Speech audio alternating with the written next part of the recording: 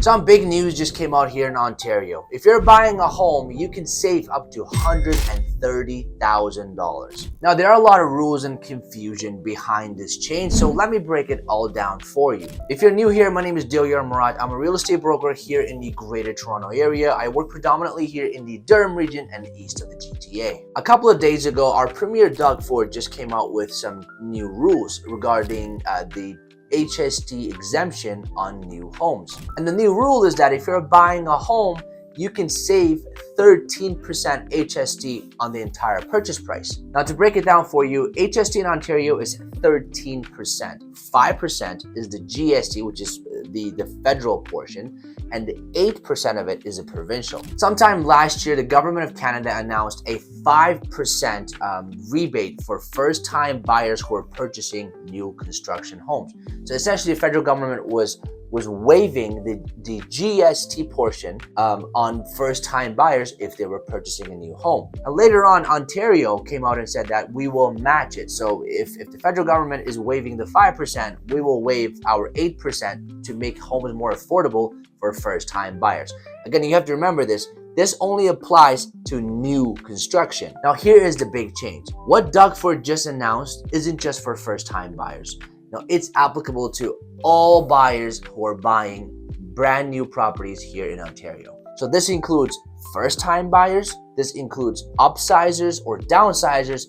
It also includes investors as long as you're not planning to flip that home. So in other words, if you're buying new construction, it has to be a rental and you cannot, just flip it and hold it and flip it a few months down the road. So now let me break down the $130,000 rule. So how are you actually going to save the $130,000? Now, here are some clear rules that you have to understand, okay? Number one, this is proposed, so it's not finalized yet. The federal government still has to pass it. But once it's passed, this is how it works. You save 13% HST, but there is a dollar cap with that. So the dollar cap is $50,000 for the federal portion and $80,000 for the provincial portion. And this is applicable to homes up to $1.5 million. So let's say you're a first-time buyer and you're buying a brand new construction here in Ontario for $1.5 million, you can save $130,000.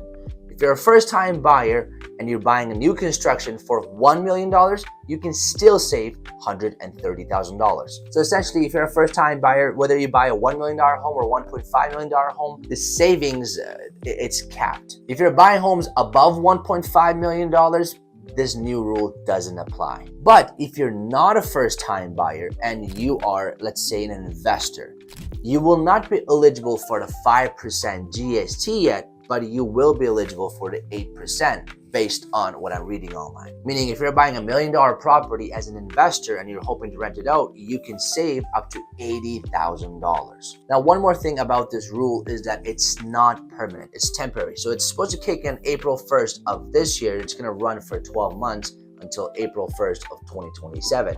So basically, you have a 1-year window to purchase homes. And you know what? The government is doing this on purpose. They want to stimulate the economy. As you know, Ontario has been hit pretty hard with the tariffs and trade wars with the US. And the real estate is pretty much on halt right now, right? Like new construction is non-existent. Trades are very, very slow. And so what we're seeing is, nothing is being built. Nobody's buying new construction. So government is basically saying, you know what, let's get people to buy these new homes so we can create more jobs and we can start more projects. This is essentially a way to help the developers to get the projects going to stimulate the economy. And if you really think about it, the savings are massive, but it's nothing new here. It's just the taxes that you're not paying. And it just goes to show you how much we're paying in taxes, right? I mean, think about it. For $1 million property, we're paying $130,000 in taxes. That's insane. So now you might be wondering, well, I don't really know a lot of people that are buying new construction, right? When you think of new construction, you may only be thinking about small condos, but you have to remember, there are a lot of developers right now here in the GTA, right? Whether that's city of Toronto or in the suburbs, they actually build a lot of single family homes. And not only that, they have inventory. Currently, they're sitting on already built inventory and they're just waiting to sell them. So if you're a buyer right now and you're in the market to buy something, this might be your opportunity to actually get something for a very good price. Because historically speaking, new construction homes and resale prices, there has always been a gap. And over the years, that gap has gotten wider.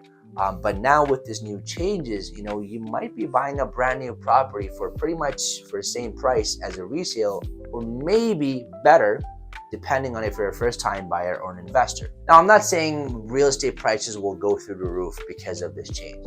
What I'm saying is this is just making prices a little bit more attractive, right? Maybe if you're a buyer who's waiting on the sidelines, you may be interested in buying a new build because of this change. Or perhaps you're an investor and you can't really make sense of these prices, or you have some money, you put away and you're thinking, well, if I can save $80,000 on some of this inventory, I may as well go through with that. Now, on the flip side, certain builders might increase their base prices to make it look like you're getting a discount on the taxes, but they can profit more. And with that said, thank you so much for watching, and until next time.